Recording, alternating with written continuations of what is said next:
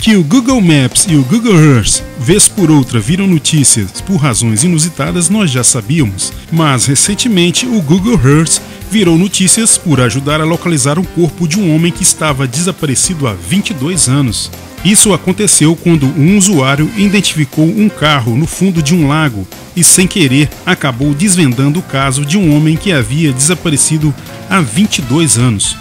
William Earl Maud, então com 40 anos, foi dado como desaparecido em 7 de novembro de 1997. O último contato dele foi com a sua namorada às 21h30, logo após ter saído de uma boate em Lantana, na Flórida. E depois disso ninguém mais teve notícias dele. Mas no dia 28 de agosto de 2019, o mistério começou a ser resolvido quando um ex-morador do bairro de Grand Isles, em Wellington, Flórida, observava a região no Google Earth.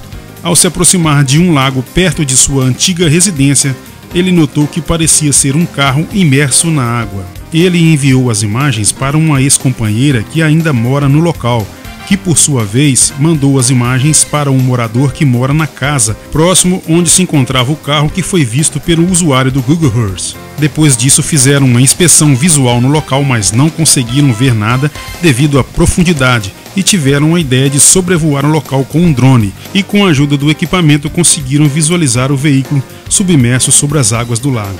Depois disso chamaram a polícia que esteve no local no mesmo dia, fizeram a retirada do veículo do lago e, para surpresa de todos, encontraram uma ossada dentro do veículo.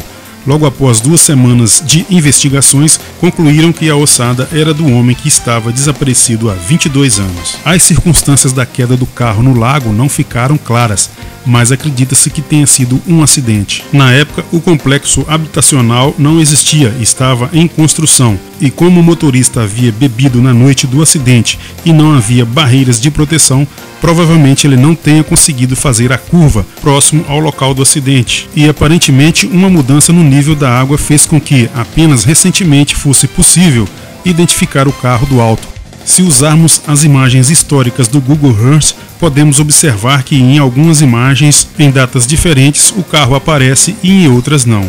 A polícia disse que na época do acidente não foram encontradas nenhuma evidência de que o carro do motorista havia caído dentro do lago.